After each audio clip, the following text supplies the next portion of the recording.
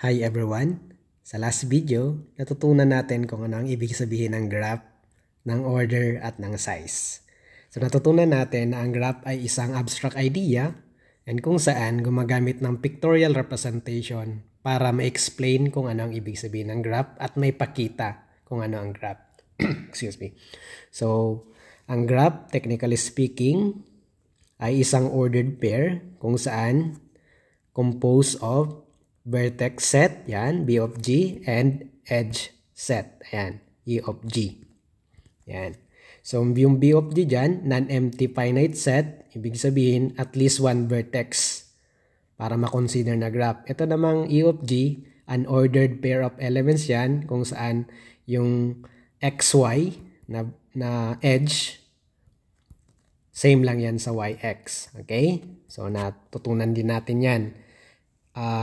Aside from that, nalaman din natin kung anong ibig sabihin ng order of graph G. So, ano nga ang order ng graph G? Ito naman yung number of vertices. And another, yung tinatawag na size of graph G, ito naman yung number of edges. Okay? So, yan. So, bali, since natutunan na natin yan, meron tayo ditong example. So, kung hindi nyo pa masyado na gets sa last video, mas magiging clear sa pamamagitan ng example ngayon. So, ang example natin, let G be the graph with vertex set B of G. Elements are 1, 2, 3, 4, 5, 6, where XY is an element of E of G if and only if X plus Y less than 8.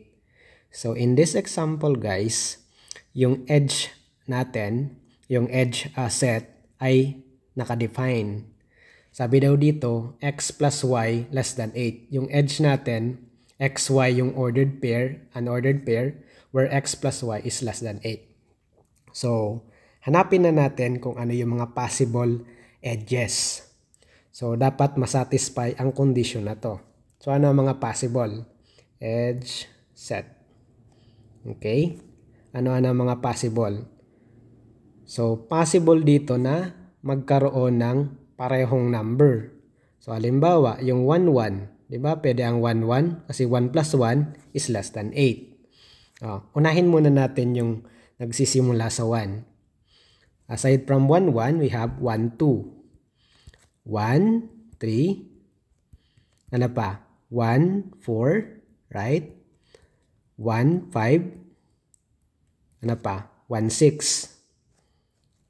1, 6.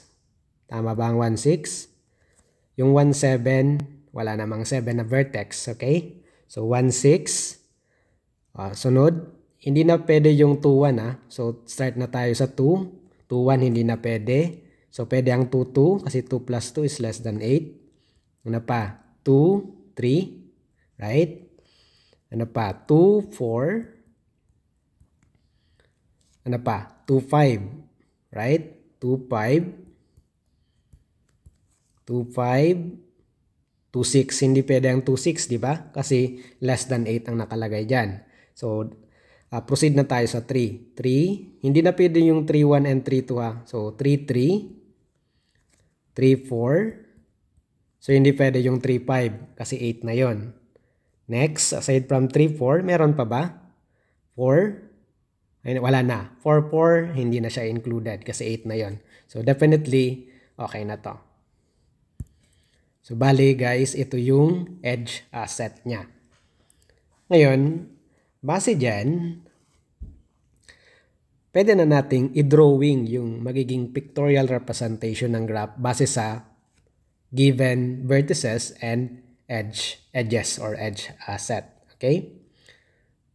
So, how many vertices? 6, di ba? 1, 2, 3, 4, 5, 6. Okay guys, di ba sabi natin, ang graph ay isang pictorial representation. Ibig sabihin, maraming possible way kung paano nyo siya i-drawing. Ano? So, ayan. So, halimbawa, ito yung 1, ito yung 2, ito yung 3, 4, 5, 6. So, usually guys, ang vertices natin are drawn using a small circle. No? Na hindi shaded. Kasi mas maganda hindi siya shaded kasi kapag nag-intersect na yung, yung mga edges para madali siyang makita. So, alin yung dyan?